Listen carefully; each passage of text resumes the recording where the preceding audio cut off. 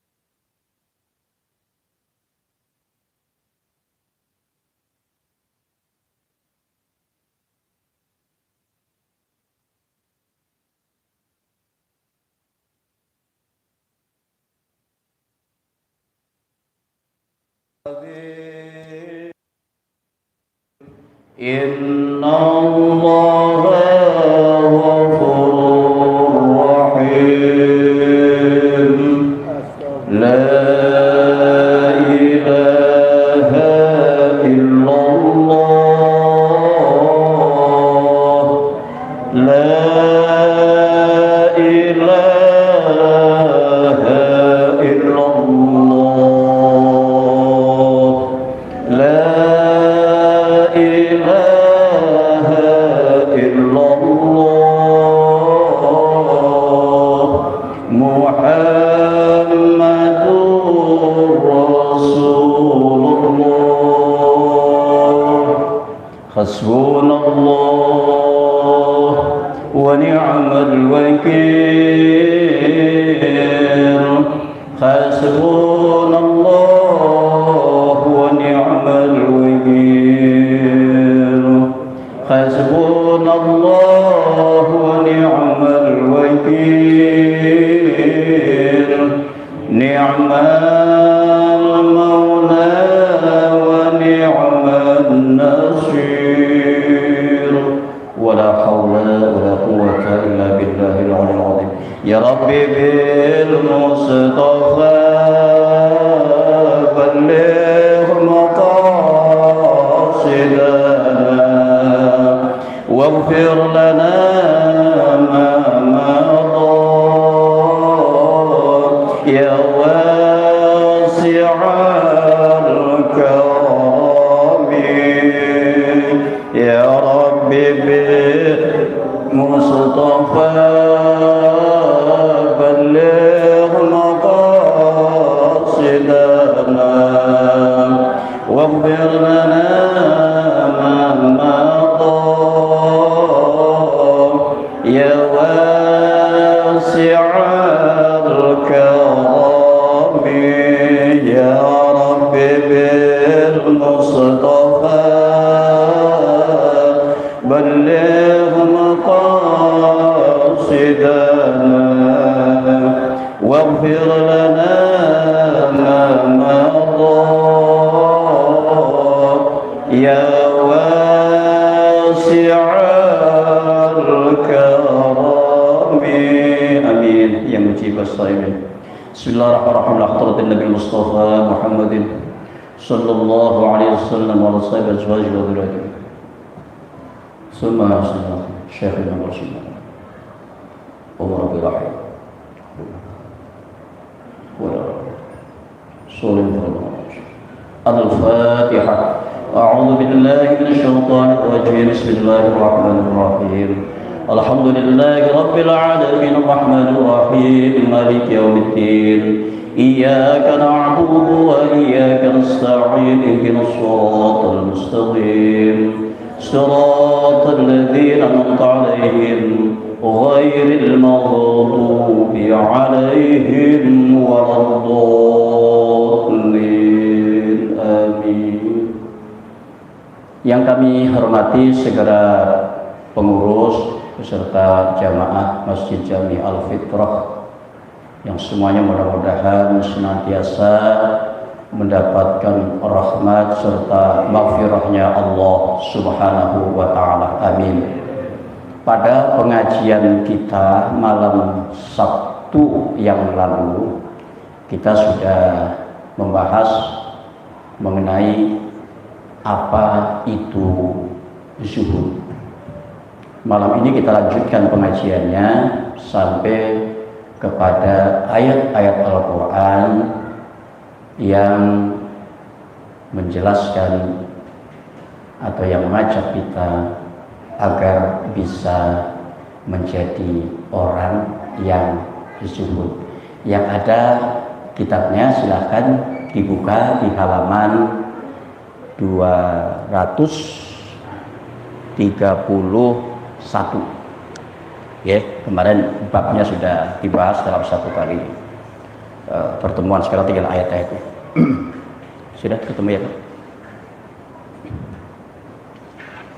Bismillahirrahmanirrahim.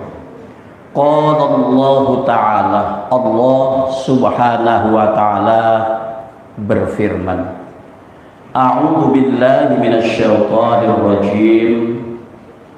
Innama matsalul hayatid dunya.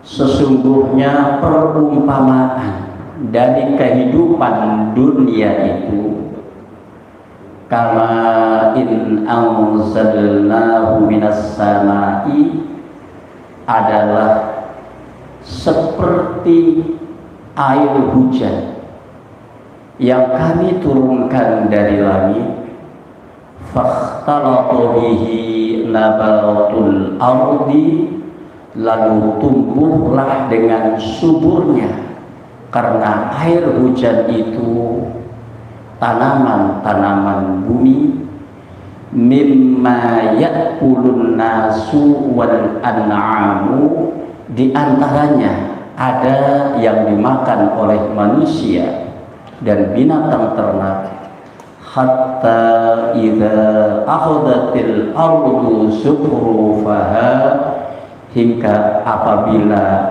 bumi itu telah sempurna keindahannya, wazayyanat, dan memakai pula perhiasannya, wa dhanna ahluha annahum qadiruna 'alaiha, dan para pemiliknya mengira bahwa mereka telah dapat menguasainya, maksudnya mereka dapat memetiknya.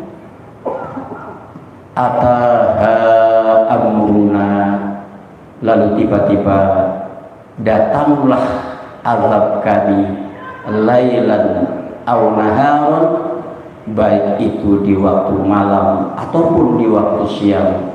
Faja'alnaha, maka menjadilah tanaman-tanaman itu hasidan, seperti yang telah disabit, seperti yang telah dipanen, ka'allam taghna bil amsi, seakan-akan belum pernah tumbuh pada hari yang kemarin. Kadzalika nufassilul ayati liqaumin yatafakkarun, demikianlah kami menjelaskan tanda-tanda kekuasaan kami bagi orang-orang yang berfikir. Bapak hadirin jamaah Masjid Al-Fitrah rahimahullah, gaya bahasa seperti yang tercantum dalam surah Yunus ayat 24 yang tadi baru saja dibacakan. Ini kalau dalam ilmu balaghah disebut dengan tasbih atau perumpamaan. Di dalam tasbih itu ada syabbah, ada perumpamaannya, dan ada ada mutasabbihnya, yakni yang diumpamakan. Ada perumpamaan, ada yang diumpamakan. diumpamakan. Ada syabah, ada musyabbah bihnya. Baik, sekarang mana musyabbah bihnya? Siapa yang diumpamakan? Apa yang diumpamakan? Yang diumpamakan adalah kehidupan dunia. Diumpamakan dengan apa? Diumpamakan dengan tanaman-tanaman yang tumbuh begitu suburnya, yang kelihatan indah, ya kan? Maka itu Imam Ibnu Katsir dalam tafsir Ibnu Katsir, beliau mensetarakan antara tanaman-tanaman yang indah itu dengan kehidupan dunia yang di dalamnya ada beraneka ragam kenikmatan-kenikmatan dunia itu. Baik, lalu apa yang disetarakan dengan air hujan itu? Yang disetarakan dengan air hujan itu adalah rahmatnya Allah Subhanahu wa ta'ala. Jadi manusia dengan rahmatnya Allah Subhanahu wa ta'ala itu dapat tumbuh menjadi orang yang kaya raya, dapat tumbuh menjadi orang yang begitu berpengaruh dan disegani dan sangat dihormati. Dengan rahmatnya Allah Subhanahu wa ta'ala, orang bisa punya jabatan yang demikian tinggi dan terhormat. Tetapi ketika datang ketentuan Allah Subhanahu wa ta'ala, seperti disebutkan di akhir ayat tadi, ataha amruna, amruna itu asalnya dari ketentuan Allah. Apabila datang ketentuan Allah Subhanahu wa ta'ala yang kaya raya bisa miskin, yang begitu gagah bisa kena stroke, yang begitu dihormati bisa dibully dan dicemooh orang. Ya, kalau sudah datang. Jadi pesannya apa dalam ayat ini? Pesan dalam ayat ini bahwa segala macam kebaikan-kebaikan, kenikmatan-kenikmatan di dunia itu hanya bersifat sementara saja. Kalau Allah sudah mengendakinya, kalau Allah sudah mengambilnya kapanpun, baik itu di waktu siang maupun di waktu malam, selesai semuanya, habis semuanya. Bagaikan tanaman-tanaman yang telah disabit dan telah dipanen, bahkan seakan-akan belum pernah tumbuh pada hari yang kemarin. Bapak hadirin jamaah rahimakumullah, apa yang dilukiskan Allah Subhanahu wa ta'ala melalui ayat tadi, ilustrasi yang dibuat Allah Subhanahu wa ta'ala oleh Al-Quran surah Yunus ayat 24 itu kan sering terjadi dalam kehidupan kita. Sering nggak Bapak melihat ada orang bertanam, sebut sajalah bertanam kebun bunga, ya, atau bertanam buah-buahan. Begitu tumbuh suburnya, bunga-bunganya terlihat begitu indah dengan beraneka macam warnanya, buah-buahan juga begitu dengan beraneka, merasa annahum qadiruna 'alaiha, pemiliknya itu akan sok panen nih, ya gitu, besok panen nih. Tiba-tiba datang banjir bah atau tanah longsor, menyapu habis tanaman-tanaman itu, habis, rata dengan tanah, tertimbun lumpur, seakan-akan sudah dipanen, seakan sudah sabit, bahkan seakan-akan belum tumbuh pada hari yang kemarin. Baik. Sering terjadi hal yang seperti itu dalam kehidupan? Sering, tentunya sering. Sering, anak Pak juga sering begitu, anak Pak sering. Lalu apa reaksi dari pemiliknya tadi? Apa reaksi dari orang yang menanamnya tadi? Kalau nggak menanam, nggak ada reaksi apa-apa karena dia tidak merasa memiliki. Apa reaksinya? Shock? Mungkin ya, shock. Mungkin, shock. Bahkan kolaps. Ada juga yang pingsan, kemudian sampai meninggal, kaget. Kenapa itu jeruk mau dipanen besok, udah dihitung-hitung harganya. Tiba-tiba bus kena bencana kayak gitu, habis. Jadi itu, shock, banyak yang mati kaget kena kerokan. Kenapa bisa shock? Kenapa bisa kemudian pingsan? Bahkan kenapa sampai dengan meninggal? Karena di sini di hatinya belum ada sifat zuhud. Oke. Kalau hati zuhud tidak. Oleh karena itu apa? Pada pengajian yang lalu kita sudah membahas tentang manfaat zuhud. Ada beberapa yang sudah kita bahas kemarin. Itu baru diantaranya. Masih banyak lagi. Apa diantaranya?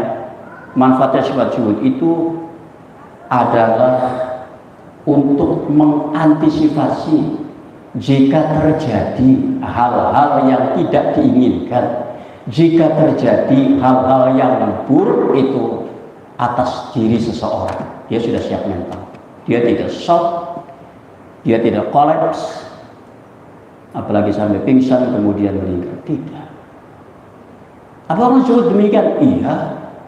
Satu contoh misalnya, Nabi Ayub alaihi salam itu kan Nabi yang kaya raya, buahnya sehat, tepat, ganteng, anaknya banyak, soleh-soleh, ganteng-ganteng, cantik-cantik, cerdas-cerdas, anaknya luar biasa, bisa jadi kebanggaan, istrinya cantik-cantik.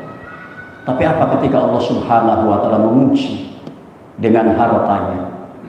Hartanya banyak itu ludes, semua tanaman-tanamannya habis semua, kena hama.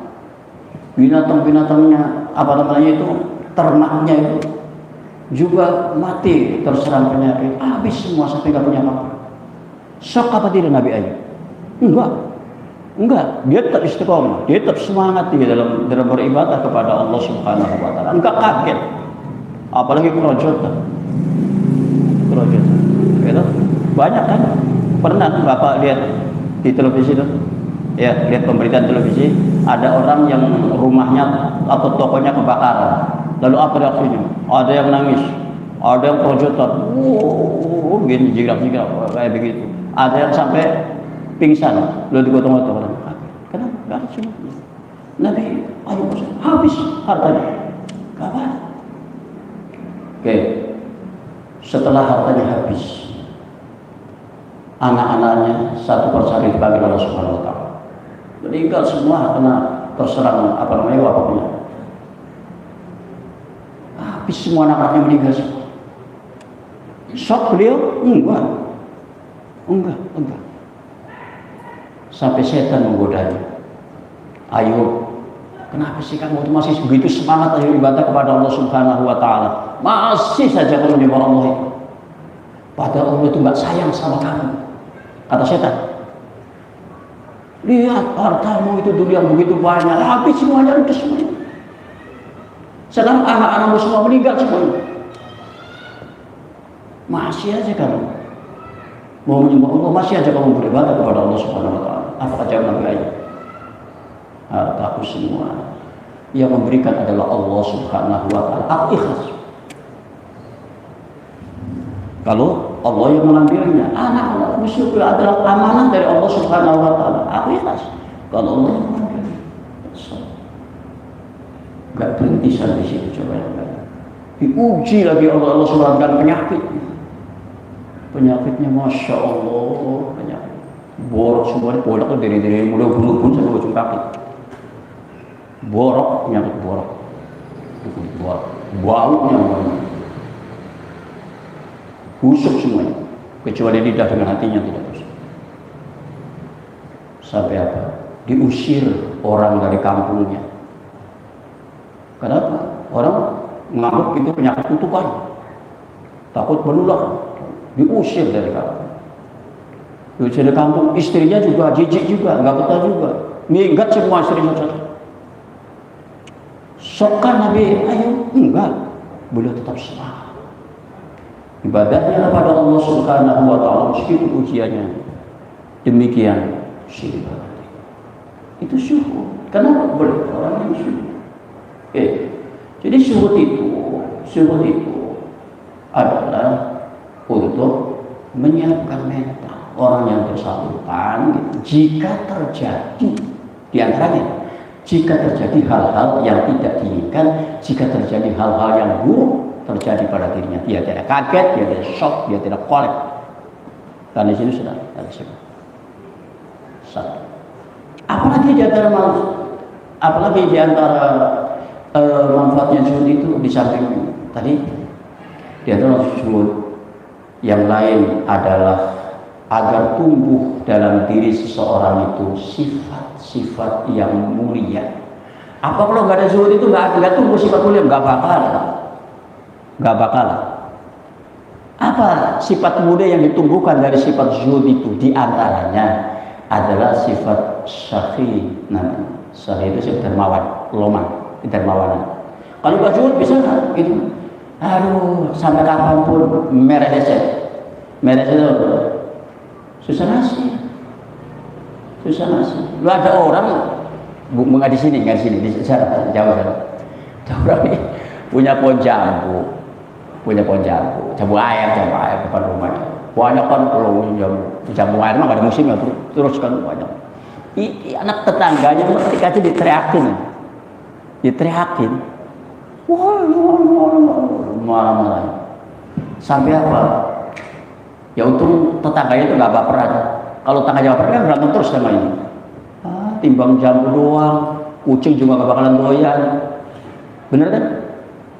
Kucing nggak doyan jambu air, nggak bakalan. Tapi dia marah-marahnya luar biasa. Itu sampai jambu dibrongsongin, dibungkus plastik tuh, karena supaya jangan dipetik sama tetangga. Aduh ya Allah, mereset. Kenapa? Karena nggak ada sifat. Karena begitu dia mencintai duanya, begitu berlebihan. Kalau nggak. Oke. Kemudian apa lagi yang akan muncul dari sifat zuhud itu? Sifat ikhlas. Muncul dari situ. Sifat apa lagi yang akan muncul? Sifat yang dari sifat ini. Sifat qanaah. Merasa cukup dengan pemberian Allah Subhanahu wa Ta'ala. Ya dermawan, ya ikhlas, ya qanaah. Bukan berarti orang yang zuhud itu nggak kaya, banyak juga orang zuhud yang kaya. Satu di antaranya adalah sahabat Utsman bin Affan radhiyallahu anhu, orang kaya raya, konglomerat pada zamannya. Utsman bin Affan orang kaya, tapi zuhud. Maka itu pernah pada zaman Khalifah Umar bin Khattab radhiyallahu anhu, itu di Madinah pernah terjadi krisis pangan. Banyak orang yang menderita kelaparan pada waktu itu. Mereka sabar.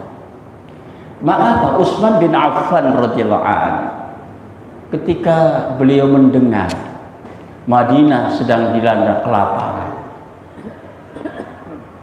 beliau angkut semua barang-barang dagangannya yang ada di Syam itu, terutama bahan pangan, ada gandum, ada korma dan sebagainya, diangkut.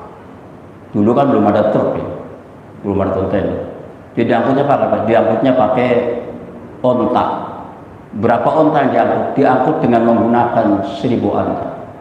Bi alfi ba'irin, dengan 1000 onta. Banyak 1000 onta? Ya banyak banget barang itu dibawa oleh Utsman, dibawa ke Madinah dari Syam, Syria. Dibawa ke Madinah. Sampai di perbatasan Madinah dicegat oleh tengkulak, spekulan bahasa sekarang, spekulan. Karena tahu ini kan lagi krisis pangan, itu kan barang harganya kan berlipat-lipat. Apa kata tengkulak tadi, spekulan tadi?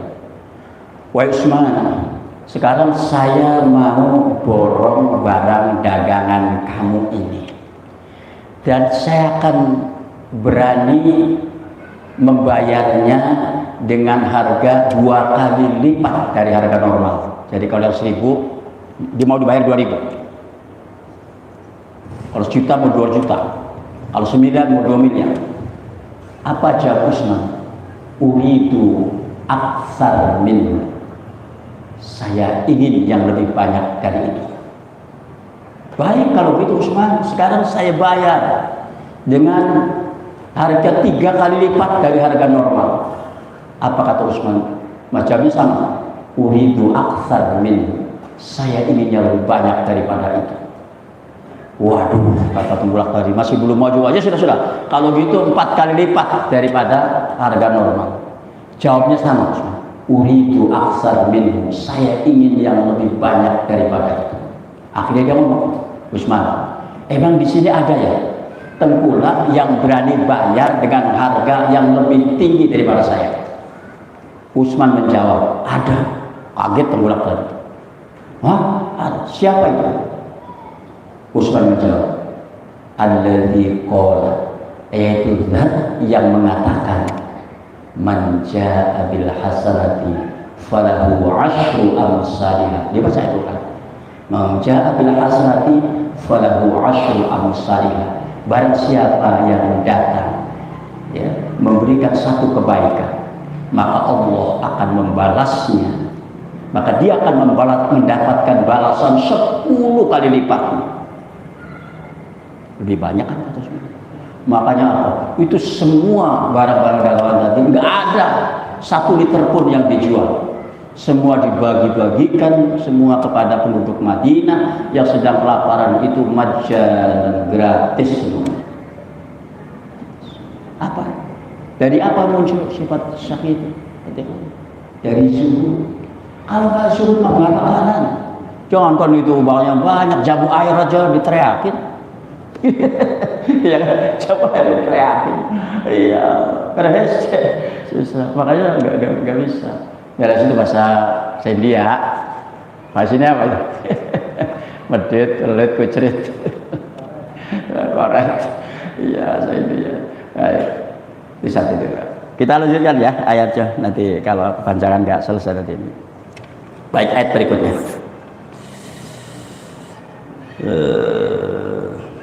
Ya. Ini di surah Kahfi ayat 46.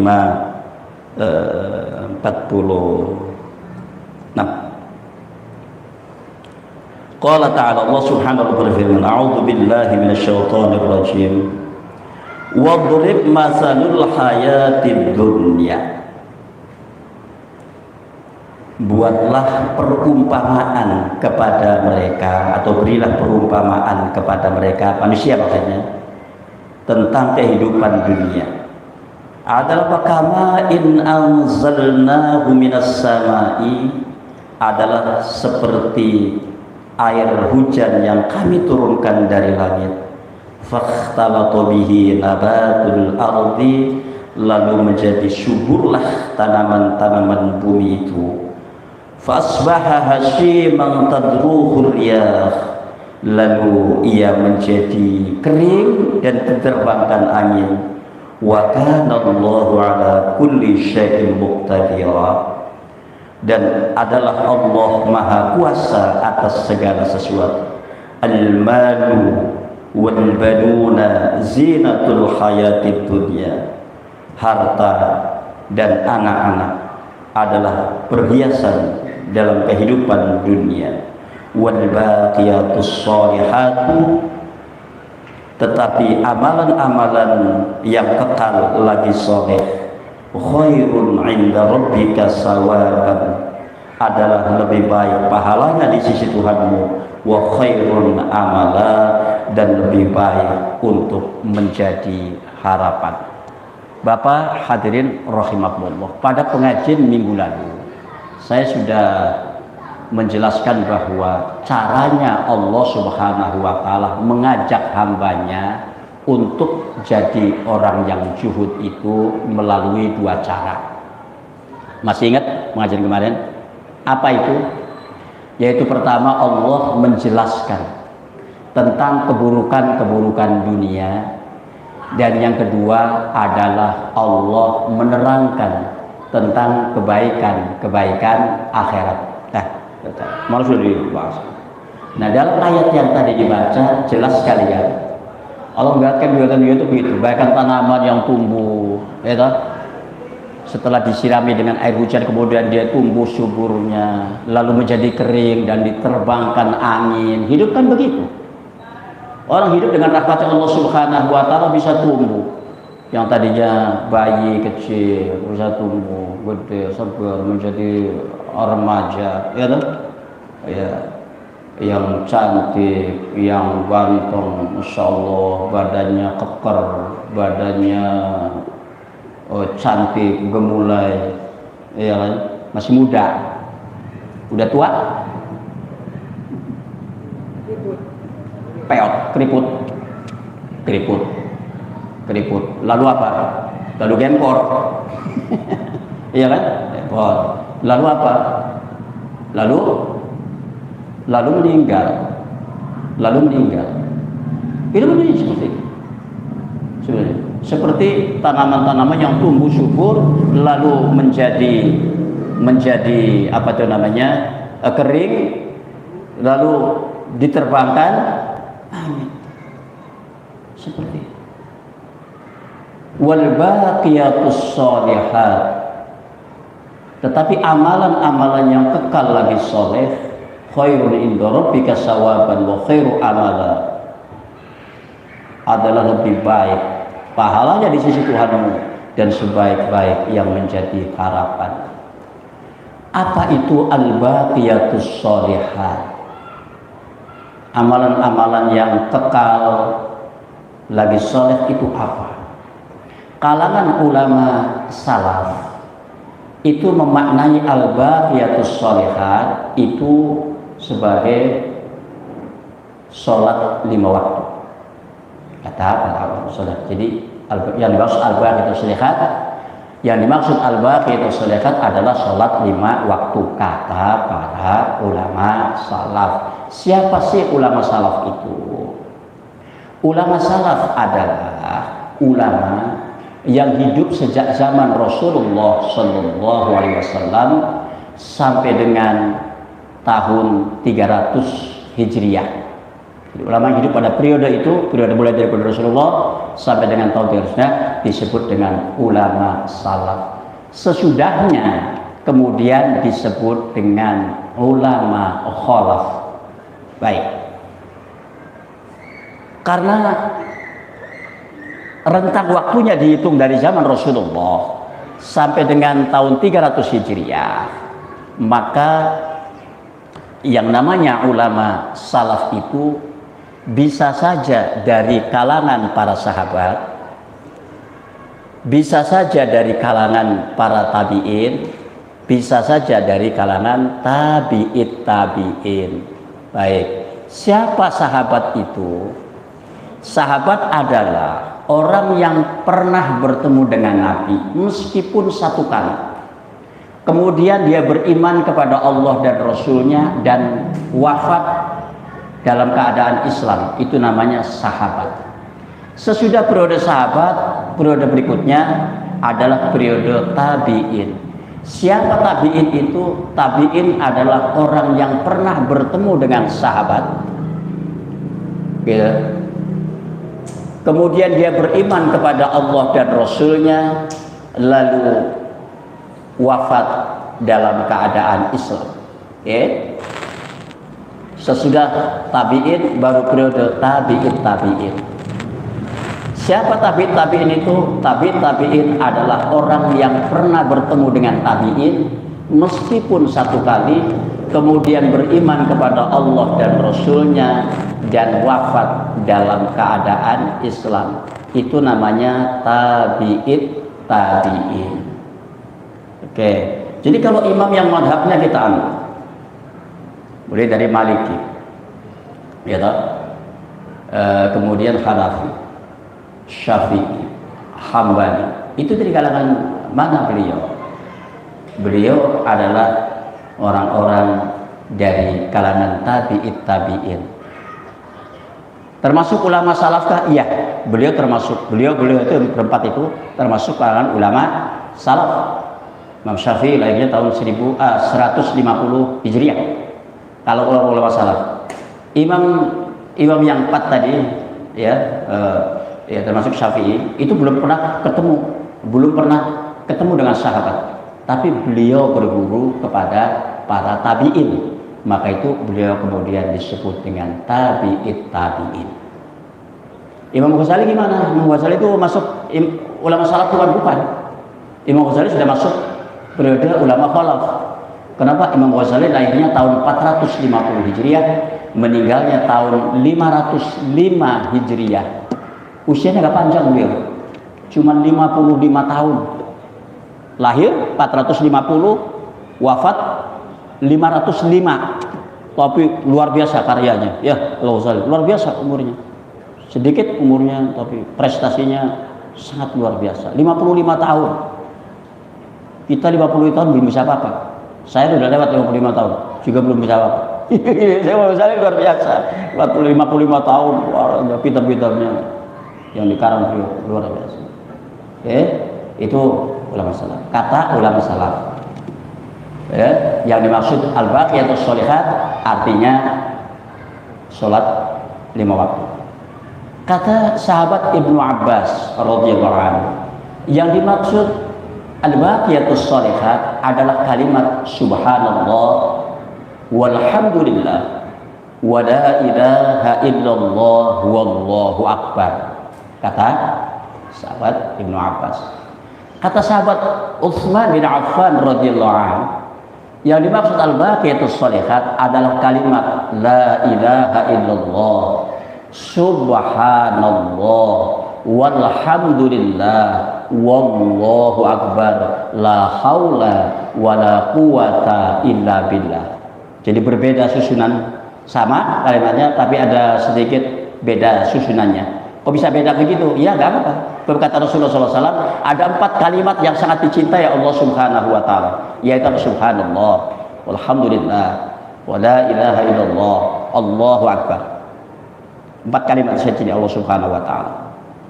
Tetapi kata Rasulullah, tidak mengapa, kamu mau memulainya dari mana? Ibnu Abbas mulainya dari subhanallah, Utsman bin Affan mulainya dari la ilaha illallah. Nggak apa-apa. Bahkan Rasul sallallahu alaihi wasallam dalam satu hadis, Rasulullah sallallahu alaihi wasallam, barang siapa yang bangun qiyamul lail, bangun di waktu malam, bukan untuk ke toilet, untuk bangun malam, untuk sholat malam, bangun malam, ibadah malam, qiyamul lail. Kemudian dia berwudu dan berkumur-kumur, lalu dia mengucapkan, lalu dia membaca subhanallah 100 kali, alhamdulillah 100 kali, Allahu akbar 100 kali, dan la ilaha illallah 100 kali. Apa lagi?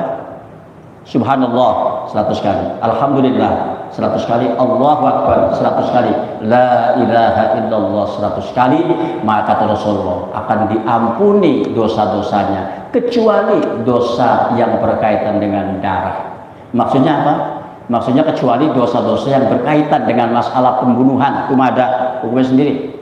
Ya toh, dia kalau nggak digisos, ya dia harus berdenda kepada ahli warisnya. Semua dosa diampuni Allah Subhanahu wa Ta'ala dengan baca 4 kali. Itu tadi. Yang benar yang mana dia terwat? Ya semuanya, tiga-tiganya benar. Iya benar. Jadi yang mana? Sholat 5 waktu ya harus dijaga. Zikir tadi subhanallah walhamdulillah wala ilaha illallah harus banyak kita ucapkan. Ya toh? Maka itu para ulama menamai zikir tadi subhanallah alhamdulillah wala ilaha illallah wallahu akbar wala haula wala quwwata illa billah itu sebagai zikrul anbiya wal mursalin wal auliya wal ulama was sholihin, sebagai zikirnya para nabi, zikirnya para rasul, zikirnya para aulia, dan zikirnya para sholihin. Oke, kita masih punya waktu berapa menit? Isanya jam berapa?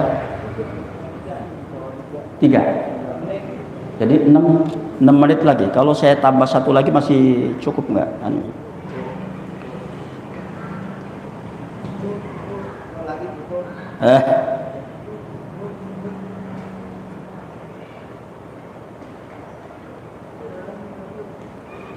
Baik, kalau gitu saya lanjutkan.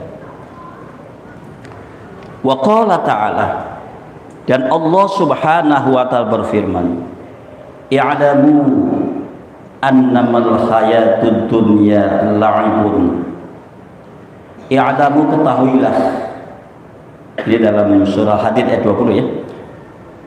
I'lamu, ketahuilah, annamal hayatud dunya, sesungguhnya kehidupan dunia itu la'ibun, cuman permainan, walahmud, dan senda-gurau yang melalaikan, wazinatun, dan perhiasan, watafakhuru bainakum, dan bermegah-megahan di antara kamu, watakatsur fil amwal wal aulad, dan berbangga-bangga tentang banyaknya harta dan anak-anak, kama salil ghaisin, sebagaimana atau seperti air hujan, a'jabal kuffaru nabatu, yang tanaman-tanamannya begitu mengagumkan para petani, summa yahiju, kemudian menjadi kering, fatrahu musfarran, dan kamu melihat warna kuningnya, summa takunu khutama, kemudian menjadi hancur, wa fil akhirati adabun syadid, dan di akhirat nanti ada adab yang sangat keras, wa maghfiratu minallahi ridwan, dan ada juga ampunan dari Allah serta keriduannya, wa mal hayatud dunya illa mata'ul ghurur, dan tiadalah kehidupan dunia itu kecuali kesenangan yang menipu. Baik, Bapak hadirin rahimakumullah. Jadi apa kata Allah dalam ayat ini? Innamal hayatud dunya la'ibun, sesungguhnya kehidupan dunia itu hanyalah permainan. Kayak orang main sinetron aja. Sinetron. Dalam sinetron itu kan orang dikasih peran macam-macam ya, sesuai dengan skenario-nya. Ada yang diperankan jadi bos, ada yang diperankan jadi tukang becak, ada yang diperankan jadi pembantu, ada yang diperankan jadi anak sekolah, macam-macam, diperankan macam-macam. Siapa kemudian yang akan mendapatkan piala citra? Apakah yang jadi bos? Enggak. Apakah yang jadi orang kaya? Enggak. Siapa yang mendapat piala citra? Yang akan mendapat piala citra adalah orang yang bisa bermain peran dengan baik. Iya kan? Sama, hidup juga begitu. Orang diperankan macam-macam. Ada yang jadi pejabat, ada yang tukang parkir, ada yang jadi guru ngaji, ya toh? Ada yang jadi pedagang, ada penabi. Siapa yang akan mendapatkan penghargaan Allah Subhanahu wa taala? Adalah orang yang bisa bermain peran dengan baik, bisa menjalankan perannya dengan baik. Bapak, saya mau contoh begini ya. Ini ada tukang parkir, sana dekat rumah saya itu Bogor. Tukang parkir di depan minimarket, kemudian pinggir jalan. Tukang parkir apa sih jabatannya? Ya kan, tukang parkir. Nggak punya jabatan, kan ada tukang parkir kan? Tukang parkir. Tapi apa? Dia jaga itu semua kendaraan pelanggan yang parkir di situ, motor-motornya dia jaga. Setiap ada orang yang mau nyebrang, dia bantu, dia seberangin. Ya anak sekolah, ya ibu-ibu, ya orang tua. Pokoknya siapa yang mau nyebrang, itu jalannya ramai banget tuh di depan itu. Orang di seberang mobil dibantu. Tiap hari berharap dengan ikhlas dijaga sama orang itu. Enggak minta bayar, enggak minta apa segala macam. Sama pelanggan dia layan dengan baik, mereka di situ. Baik. Ini artinya dia sudah menjalankan peran dengan baik. Padahal dia cuma tukang parkir kan. Oke. Terus ada lagi guru ngaji. Dia cuma guru ngaji. Apa guru ngaji? Nggak ada eselonnya. Ada eselonnya guru ngaji? Nggak ada. Tapi apa? Setiap anak yang datang ke rumahnya untuk ngaji, diajarin dia dengan teliti, dengan baik, layani. Nggak pandang anaknya siapa. Berhari-hari, berbulan-bulan, bertahun-tahun. Ini artinya dia sudah menjalankan perannya dengan baik. Tapi ada juga orang gini, dia punya jabatan, tinggi jabatannya, lupa presisi, jabatan terhormat. Tapi apa? Setiap orang yang datang bukan pelayan, Kalau ada duitnya, sudah Pak, sedikit lagi. Kalau ada duitnya apa dia bilang? Oh iya, silakan ditunggu ya Pak. Ini kan ada duitnya, silakan ditunggu ya Pak. Kalau nggak ada duitnya bilangnya apa? Aduh Bapak, ini mohon maaf, ini masih kurang, ini yang harus dilengkapi, ini yang itu, ini yang ini umatnya lagi gini, wah segala macam alasan itu. Orangnya bolak balik ya pernah. Dia tidak bisa menjalankan perang dengan baik. Sudah Isa ya, nanti kita lanjutkan ayat ini baru minggu insya Allah hari malam Sabtu yang akan datang ya. Kita sudah, yuk kita baca doa. Allahumma shalli ala habibina syafiina karim dukhina maulana Muhammad wa sallim radhiyallahu ta'ala an sadatil ashabi wa sallam ajma'in. Bismillahirrahmanirrahim. Alhamdulillahirabbil alamin hamdan yuwafi wa mazidah. Ya rabbana lakal hamdu kama yanbaghi li jalikal karim wa din sultanik. Allahumma salli ala sayyidina Muhammadin sallallahu tunjina biha min jami'il wa taqdirana biha jami'al hajat وتطهرنا بها من جميع السيئات وترفعنا بها إلى أعلى الدرجات وتبلغنا بأقصى الغاية لمحرة الحياة وبعد الممات. اللهم أرنا الحق حقا وارزقنا اتباعه وأرنا الباطل باطلا وارزقنا اجتنابه. اللهم نور قلوبنا بنور هدايتك كما نورت الأرض وبنور الشمس أبدا برحمتك يا أرحم الراحمين. اللهم افتح قلوبنا فتوح العارفين. اللهم افتح قلوبنا فتوح العارفين. Allah افتح قلوبنا فتوح العارفين. ربنا آتنا في الدنيا حسنة وفي الآخرة حسنة وقنا عذاب النار وادخلنا الجنة مع الأبرار يا عزيز يا غفار يا رب العالمين. اللهم اجعل جمعنا هذا جمعا مرحوما وتفرقا معصوما وصلى سيدنا محمد والحمد لله رب العالمين. سبحانك اللهم وبحمدك أشهد أن لا إله إلا أنت أستغفرك وأتوب إليك. Assalamualaikum warahmatullahi wabarakatuh.